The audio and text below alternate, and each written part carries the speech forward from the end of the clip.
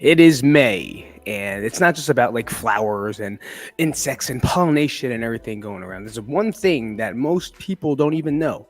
There's one thing that most people don't even think about when it comes to May or spring. But since 1949, the United States has put this month into a very special category. Now, a lot of people are dieting, right? Getting ready for the shore, getting ready for the beach, getting ready for vacations. They're at that peak season of transforming and shaping their lives. But at the same time, we're neglecting another piece. And that's what we're going to talk about today in today's live podcast is we're going to talk about the importance of what this month is. And this month is Mental Health Awareness Month. Most people don't know that, right? They don't know, they just kind of ignore and or they're just not educated enough to understand that it's just not about the beach sometimes. And it's just not about the looks sometimes and getting to the gym and holding to that New Year's resolution that you kind of fell off on in March. So now you're trying to regroup and do whatever it is you can to start getting back into shape and making sure I feel good or make sure I look good. Right? It's a big difference. This is why I want to talk about it. Is because I talked about last time in the other podcast on how I used exercise to kind of punish myself and how I used exercise to kind of get away from everything. But there's a quote that I believe is Chris Bumstead, who we're going to talk about later. He's a 4-time Olympian, Mr. Olympia physique, right? Classic physique. And he's a monster of a guy, and he won it 4 or 5 times in a row, I believe. But he did say something that people use the gym to escape, right? And silence the noise that's inside their head. And he said, that's perfect. That's great. That's a great reason to go to the gym. But then he added, but at some point, you're going to have to deal with those emotions anyway. And it's a great, like, mind, one of that emoji. I wonder if this program will do it. No, it's not going to do it. It just does thumbs up like this, and then it'll pop up for some reason.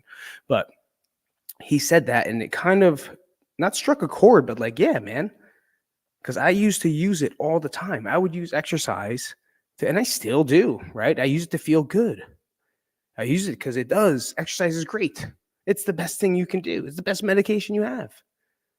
But like any other medication or any other thing, a little too much of something is not always good for us. So that's what we want to talk about today and making sure that we get into it. But as we always do, we're going to go to memes of the week here on the podcast. And I know my phone ain't working right now, so I'm just going to keep blabbering and talking until it starts to open up the saved memes that I've had. There's a couple this week that I saw. There's a lot actually, and a lot of them were videos, and it's kind of tough that I can't use most of them because I don't want to get YouTube restricted, right? Some people can say like, that's my post. And I'm like, all right, I was just trying to help you, but I guess I'm not gonna anymore.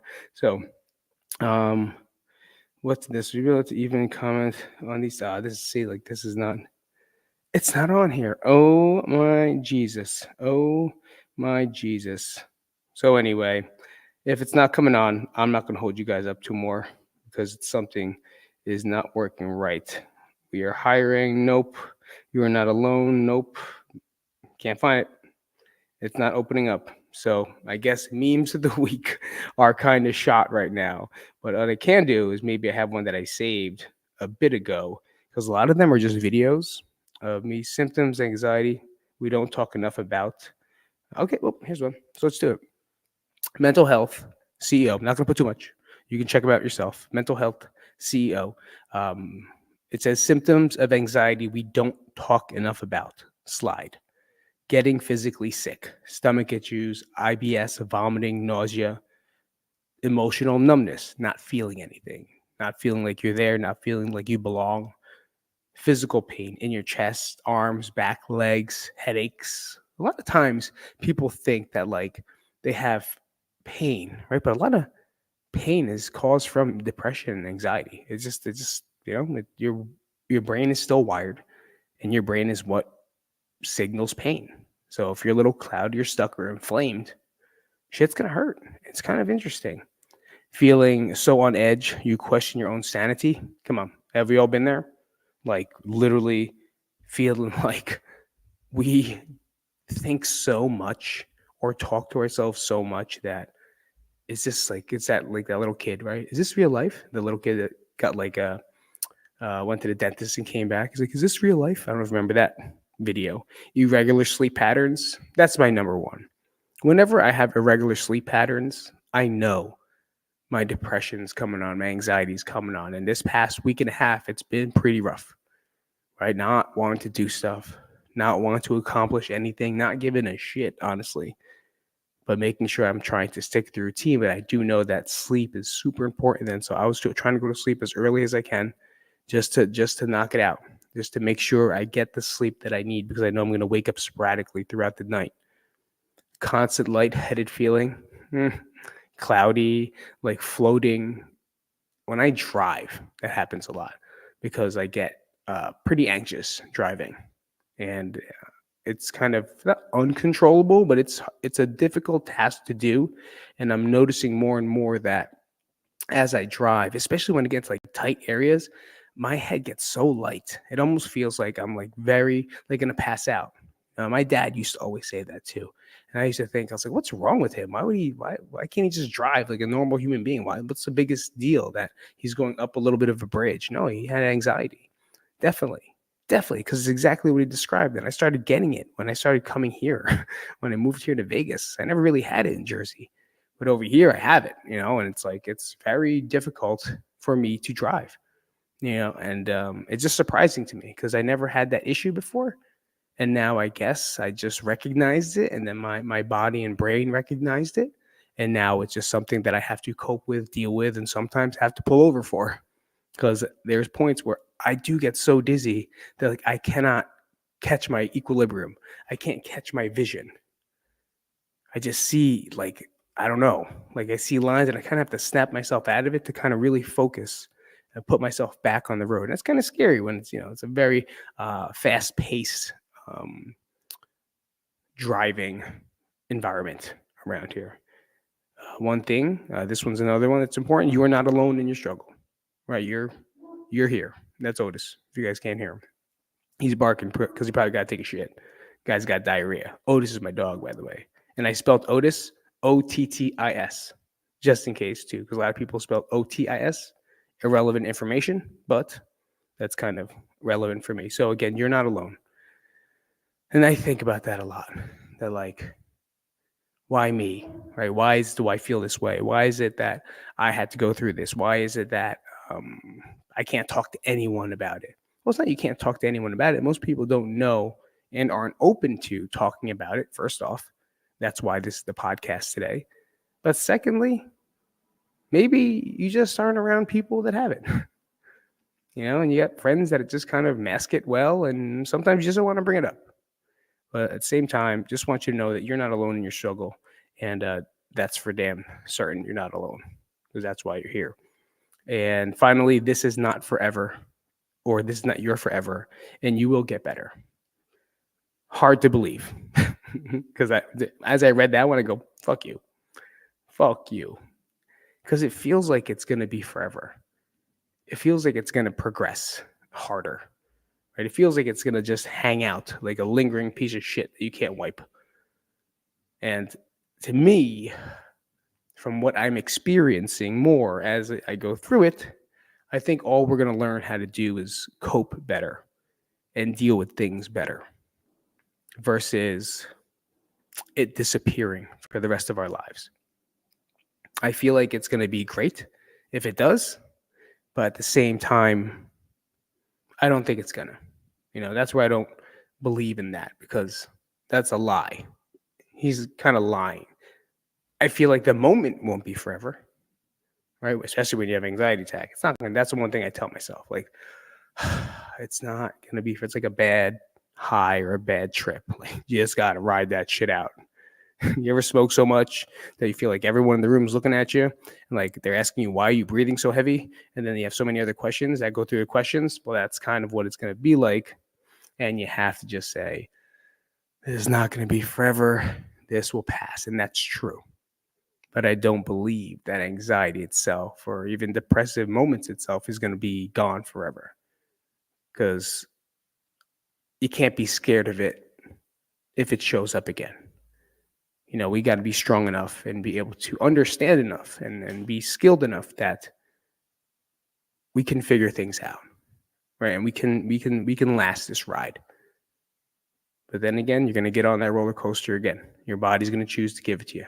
Some point or another, something's going to trigger. But this time, because of what we do, and because what we learn and what we talk about and go to therapy for and do all these things for, we start to get things happening a little bit better, and smoother. So that's definitely, I guess I could say, one objection I have. Actually, for the first time in a meme of the day. So those are the memes of the week, and we are going to get back into it. And like I said, mental health awareness started in the United States in 1949 for mental health. I think the nonprofit was called Mental Health America. I think so. I don't have anything written in front of me, but I'm just trying to tell you exactly what it is I researched. So I was like, wow, that's interesting. I never knew that. And all it is really to create awareness, right? Because how many people see "May the Fourth be with you"? It's gonna be May, right? How many? That's more looked at these days. Almost Memorial Day weekend, can't wait. That's it, right? Murph, which are great things to look forward to. But at the same time, like, how about this epidemic of people, which is probably you watching right now or a loved one you have that have mental health issues or mental health, whatever you want to fucking call it. How come there's not such a push for that? Why is it not so cool to make commercials for that? Why does it kind of feel like it's ignored to me? Otherwise, you'd know. But everyone knows when it's gonna be, man. Everyone knows when that's happening, right? Everyone knows what "May the Fourth be with you," all you fucking Star Wars heads. Never watched Star Wars, by the way. Hey, what's that? What's that? Never ever watched Star Wars. Psych, I'm just kidding. I've viewed Star Wars as a child. Did I watch it? No, I was probably like 4 years old, and I did like an Ewok. But after that, that was the extent of the Star Wars journey for me. So if you have a comment down below about how great Star Wars is in comparison to mental health. You let me know how great those two are or how they compare to each other, because I'm sure there's a ton of life lessons from Star Wars, because that's what everyone tells me. But from personal experience, just never been a fan. Never really got into it that much. Why? I don't know. I think I took on more to like the Goonies and like young comedies and Bruce Lee. You know what I mean? Like fighting in real life. I think that's where fighting in real life came in, with no lasers and none of those, taser guns. I'm gonna lose the whole Star Wars crowd right now, but I'm not trying to mock it. I'm just trying to let you know why I didn't really get into it. I like Ewoks because they were fun looking, look like little bear. I don't know what they sound like. I'm not gonna pretend. And also, you know why I didn't like it? Because people would call me Jabba the Hutt, and after that, I kind of like, because I was a fat kid, people call me Jabba the Hutt, and I kind of didn't like that. So I didn't want to keep watching and be reminded, oh my God, is that why? I think I fucking found out why I don't really like Star Wars. Because I kind of remembered it as a kid. But then once Jabba came out and then people called me Jabba the Hutt, fucking older kids at number 5 school, go fuck yourself, but I love you at the same time. It was just, I think I was probably just like, fuck this movie. Fuck this movie. I don't watch it anymore. I'm getting off track here on this live podcast. And again, if you real quick, if you guys want to, we did it last time. Comment the word workout inside the comment section. I will definitely send you the workout that I use to help people kind of just start up on working out. So if you're listening and you haven't done anything, you just kind of want to start, right? I'm on the phone with like 2 people this week, 2 friends of mine. God damn it, 2 friends of mine. I'm not going to give their names, that just kind of reached out, and we talked, and now we're chatting. And the main thing was getting them to start exercising, because they don't do anything in their life to kind of not even better themselves, but to move. So like, why don't you start working out? Like, why don't you start doing something and exercising? I give them this program, and just from the base, like starting in your living room doing stuff, And so now they're on it. They're starting it up, and hopefully, they start to move a little more. And I'll check in with them and making sure they're good, and fucking send them on their way because I know movement is very important. So if you definitely want to, just comment the word workout, and I'll message you back, and we'll get that shit rolling. All right. But we're going to talk about today is the 3 things that we can do to kind of, I don't want to say influence mental health awareness, but what you can do and advocate, right? An advocate. I'm using the word advocate, but I'm thinking the word avocado because I really don't know what the word advocate means. It just kind of seems like a word that fits right into there. The first thing that we could do to kind of help ourselves is prioritize self-care. Now that becomes with not only working out, and I bring up fitness because I feel like a lot of people that are on this channel kind of use fitness as something where I've worked out at some point or maybe stopped working out, but well-being and health goes way beyond fitness, and that's what I'm learning, that it's not just about the workout, right? The workout is great, and just like the Chris Bumstead said, was like at some point we have to learn to deal with those emotions at some point that we're trying to hide and beat up and kind of outrun, right? Outrun or outlift. So just being present. So a perfect example that the therapist said was, and while exercise is crucial, there are other aspects of mental health, self-care practices, which means like mindfulness, meditation, journaling, going for a walk, doing things that we always talk about every day, but kind of prioritizing it this month. So maybe like you could have like a meditation Monday or take a walk Tuesday, whip it out Wednesday. Just kidding. I definitely just want to say that. I don't know. Something of that where it's not maybe every day for you, but maybe every day of the week is something different. So I kind of think we made up our own challenge right there. So if you want to, maybe meditate for a couple minutes on Monday, take a walk on Tuesday. Let's go writing Wednesday. So that's like journaling. So take a minute to journal for like 5 minutes. Thursday, I don't know. I got nothing. The only thing I got is thirsty Thursday. But relaxation technique Thursday. And then fuck it Friday. fuck it Friday. Kind of find something there that can help you reduce stress, right? Improve your mental well-being, maybe improve sleep. Maybe that could be one of the days where maybe you sleep a little earlier, or don't turn on the TV before bed, or don't go on your phone while you're in bed to improve your sleep. You understand what I'm trying to say? So using these practices to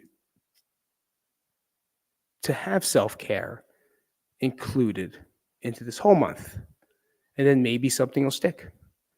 It's kind of why I like and dislike challenges, because challenges sometimes are too much and we put too much on our plate. But if we could do a little bit, like 1 thing, 2 things, it might not be as overwhelming. And then we can just just kind of let it ride. And sometimes it becomes part of our life and part of routine. And now you have these self-care practices that you can do every day. So why not give that a shot, So that would pretty much be number 1. Number 2 is break the stigma. And we all know what the stigma is, especially with men. Like men's mental health is fucked, right? There's too much ego. There's too much masculinity, and that's fine. Like there's also a point where I think a man, right, is someone that can hone in the masculine qualities of fight, let's go, take care of business, uh, I don't know. I don't fucking know what to say. But then there's also the feminine side of emotions where it's feel the emotion, understand the emotion, care, give. And I don't want to say it's the perfect person, but I feel like that's the combination that can help us all in this struggle of mental health and anxiety and depression, and understand how that we have to. And I'm going to keep, I think, going back to this phrase is we have to tackle these emotions that we're trying to hide from at some point. Oh no, I'm too tough. I'm fucking strong enough. I don't need that shit. I don't cry. I'll fucking beat anyone up. You're not a real man. Oh yeah. This guy is 4-time Mr. Olympia. He's pretty fucking jacked. Pretty much the pinnacle. He's the pinnacle of what a man should look like. And you're telling me that he's wrong? I don't know. You tell me. just because he goes to therapy, just because he talks about his emotions, just because he has this level head, maybe that's why he's a champion. And as listening to him and reading a lot of the interviews he had, Chris, we're talking about again, he said that in the beginning days of his, not bodybuilding journey, but of the Olympia, if you guys don't know what the Mr. Olympia is, it's the pinnacle of all contests. It's like whatever every single bodybuilder in this world or competitor, whether it's physique, bikini, they want to be that. It's the Super Bowl of the sport. So, and he won it 4 times. You know what I'm trying to say? If I can find a picture of him, he's alive. I can. Go look him up. Chris Bumstead. Fucking handsome. But like the pinnacle of what a man should or people think look like. Chiseled. Not only that, he's a nice guy. He goes, I've been going to therapy for years, but only that, I lost track. He's telling a story about like in the beginning days, he just wasn't enjoying it. And like, why wasn't he enjoying the bodybuilding and why was it getting so tough to kind of hold on to a repeat title?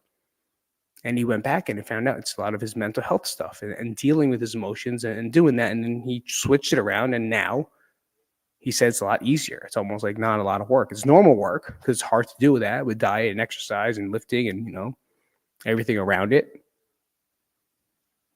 But once he got a grasp there, he said it was a lot easier. And he wishes that more people would be more open to it. And it's almost like it should be required. So let's see what it says here. Historically, men have been discouraged from expressing emotions or seeking mental health concerns due to cultural norms or expectations of masculinity. And we all know it, right? We all have been there and we all have been told that stop being a P, the word's a pussy. Stop being a pussy, stop being a bitch. And I've said it, right? But that's what we're talking about. There's a place for it. When I'm in a wrestling room trying to make kids tough, because they're going to get their asses kicked out there if they don't have a little bit of toughness inside their head. These are the messages that are being delivered. But what made me a good coach and even a better coach now is that I understood how to listen to these kids. Whereas the older coaches wouldn't dare even give them a chance to understand what it is they're feeling. So a perfect example of this, okay, is training a kid for the States. Wrestling hard, conditioning hard, they're going hard. Don't be a pussy. Let's go. Stop being a bitch. Get up. Get up. Take a shot. Take a shot. You're tired. No, take a shot. I know you're tired. Take a shot. I know you're tired. Take a shot. Like that's the mentality we're trying to develop. And that's fine. But there's a second side that when my kid loses in the semifinals, what am I going to tell him? You're a bitch. You're a pussy. Why did you do this wrong? Why did you do this wrong, that wrong? No. That's the time where you shut the fuck up and you let them do whatever it is they have to do, whether it's punch, kick, cry, scream, be quiet. They're processing this emotion. They're processing what's happening. And parents fuck it up all the time by telling them, oh, you did this wrong, you did this wrong, you did this wrong, what's wrong? You gotta be a man, you gotta time. And they overflood them with, and all they're thinking is like, fuck you, first off. I just lost. I don't understand why I lost. It hurts that I lost. I can't believe it. Now what am I going to do? I suck. All these negative thoughts start coming to head. And for you to yell at him just reinforces the fact that what they're thinking is true. So instead, I would just shut the fuck up and just be there. I never told them anything more than take a deep breath, have a sip of water. Because at some point, they're going to talk. Right, I'm starting to cry. Because I can picture all the wrestlers I've coached throughout my life. And there's going to be a point that they're going to talk. Some may say and ask questions why this happened, technique-wise. But the one thing I would tell them is that I'm going to say, It sucks. You lost. I know. Do what you got to do. Regroup. Take your time. But we got another match coming up. Because I got to prepare their minds for the constellations. I got to prepare their minds for the wrestlebacks. Because if they're still thinking about that loss, they're going to lose in the wrestlebacks. And now it's completely over. But if you could just give them time to think and regroup, they're not going to be 100%. Some kids are very resilient and they'll go right through. Some kids just need that time and that space to just kind of feel that feminine side, right? Cry, be upset. But if I tell him to not cry, not be upset, well, then what's he going to do with that emotion? He's probably just going to be like, I'm just going to put myself on my back and this is over with. I don't care anymore. And I feel like that's the one attribute I definitely portrayed as a coach was I just fucking listened to these kids. And I just stood there and sometimes took hits or tried to hold them back from hurting themselves. That was my job. Like assistant coach was like, oh, they lost. Pete, go get him. It was definitely one of the Pete, go get him, and I would just sit there sometimes and hang until it was time for them to go again. And sometimes the kids are resilient, sometimes they're not, but I gave them that spot and that chance to just feel. Feel this shitty feeling. And just, I got you. If you need water, I'm here. If you need someone to talk to you, I'm there. If you don't want to talk, I'm still there. You want me to leave? I'll leave. But you gotta promise me you're not gonna hurt yourself. That's always the promise. And I feel like that's something that's not talked about or done enough around young boys, impressionable men.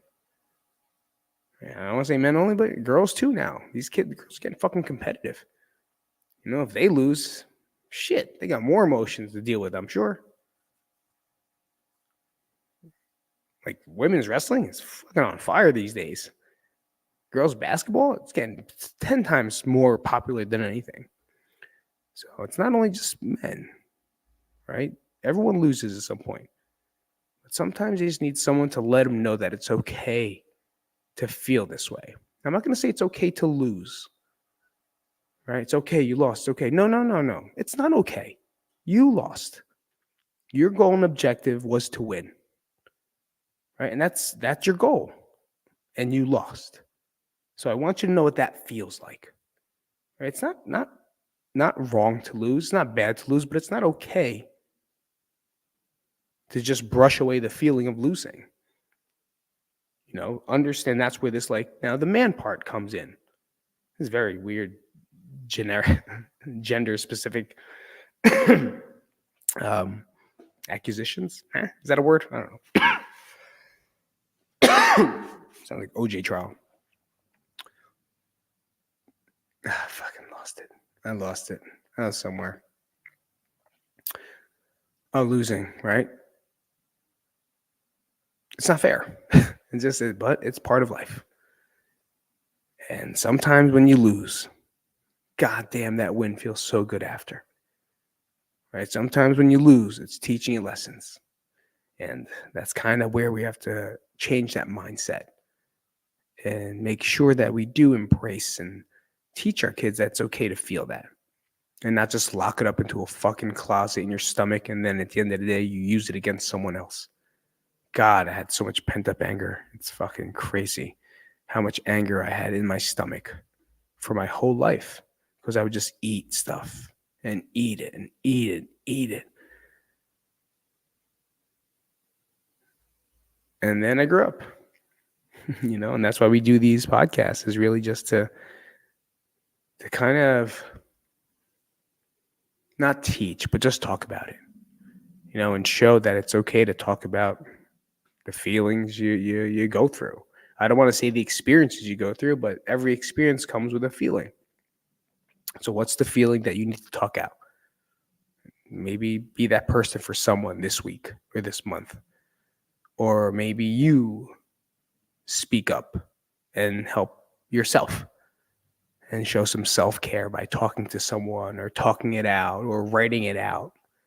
You'll be surprised what writing things out does. I'm not gonna lie.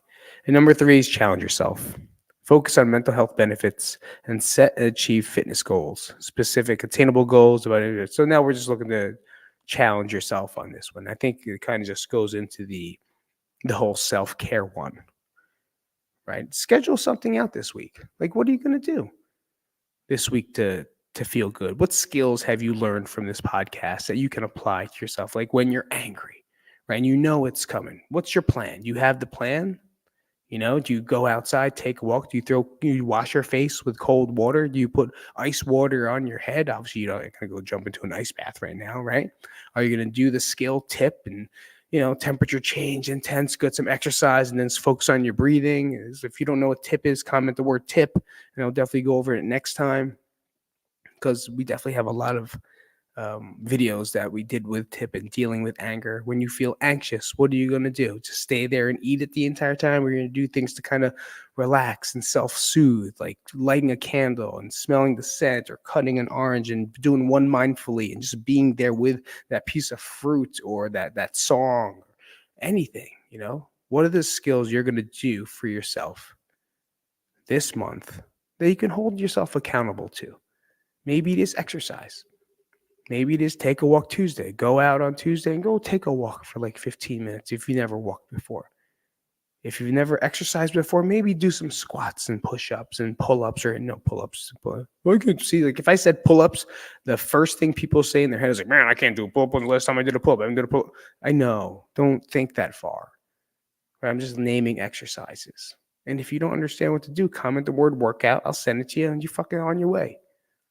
We always have resources. You can just go on YouTube. I don't even know why you're waiting for me. You can just go. I'm not trying to sell you anything. You go to YouTube and just look up fucking beginner home workouts. That's weird because that's my website. I just said that. I'm not trying to sell you something, but beginner home workouts is actually one of my websites, which I have. I don't even know it's still live, but I definitely have it during COVID. And anyway, find something and just start moving. And like I always say, going for a walk is probably the best thing you can do. Maybe finding a trail somewhere, just leaving your house, maybe walking up and down your own stairs. Some people don't want to leave their house, and there's going to be a lot of excuses and obstacles. But here's one thing that I learned from my dog trainer. I think it was like 3 years ago. He said it, and it kind of was like, oh, really? That's interesting. He goes, a lot of people think they got to take their dogs out for a walk for an hour or 30 minutes outside. They go, you can train your dog in your garage, in your room. You just have to walk in circles. So you're going to accumulate the miles by walking in circles in the room. Yeah, he's like, yeah, is it boring? He's like, yeah, but it can be done. Especially when you're trying to work with like reactive dogs. When they're reactive, like my fucking dog is reactive, right? So I work with him in the garage doing sit commands, heel commands, look at me commands. And you have to practice it daily. And if I don't do it, he becomes worse than what he is. So it's little things like that. You don't even have to leave your house to exercise, even though I think it's better to go get some sun, right? It's beautiful out now, so why not? You don't have to go a place where maybe people won't see you if you don't want to be seen, and explore. Maybe you'll find something that you like. But I would definitely want to challenge you to do 2 things per week. And if you want to add more to it, do it. So on Monday, you want to meditate. Tuesday, go for a walk. Do whatever you want for the rest of the week. When Monday comes back, meditate on Monday again, go for a walk, and then whatever you got to do. But by doing that, you already incorporated 2 things for self-care and fitness that you haven't done in a long time or ever. Self-care is huge, and I kind of feel like we definitely neglect it and we don't take it seriously. Because I remember when I was in hospital and we had to sit in group at least like 3 times a day, I believe. Ooh, I'm just trying to think about those walls, those white walls. Fucking not that fun. You'd use sporks. That was what I eat with. And I was allergic to every food in the planet, so I just didn't eat. I would just have chicken. Thank God they put chicken down and had red stuff. And I was like, take it off. I just eat chicken and then fruit if there was. And then I give the rest of my food to my neighbor or my bed guy. What do they call that? My roommate. I give him the rest of my food. But I do remember that. Oh fuck! Where was I going? Challenge self-soothe. I do remember they're like, light a candle and smell it. And I was like, what the fuck are you talking about? Light a candle and smell it. What does that even mean? Like little things you can do for self-care and self-soothing. Like just light a candle and smell it. I was like, oh, that's so stupid. Like that doesn't make any fucking sense at all. That's so dumb. It's like, why would that even be an exercise to do? Not knowing, right? Being ego driven and against everything, right? Or just objecting, I guess. It really works. Just standing there and kind of like lighting a candle and just looking at it. And sometimes if it's quiet enough, you can hear it like pop. And if it's like scented, then it smells pretty cool. And it does soothe. It's not going to cure, but it's going to soothe the anxiety. It'll start soothing, your overwhelm. When you're at anger, right? And this is where they have this whole, what they call a SUD scale. So if you're like, your scale's from 1 to 10 and you're like at a 5 and getting higher, self-soothe most likely is not going to work there. Self-soothe is for when it's almost like 4 or 5, where you kind of feel it. And then you want to bring it down, trying to catch things beforehand. So challenge yourself. Mental Health Month. Do something. Do anything. And what we can always do is, if it's not for you, you can also be an advocate for someone. I can't stop saying advocate today. You can be someone for someone else. And maybe they need an ear to talk to. Maybe they need some advice. Maybe they just need someone to sit there with or go for a walk with. So let's keep mental health and my boogers. Let's keep mental health in awareness this month versus just spring flowers and fucking pollen allergies and may the 4th be with you. There's more to it than that. And I feel like this is something that everyone needs to talk about more, obviously, because I'm living in it, living with it, and figuring out myself. All right, I'll see you guys later. See you next week. Till next time.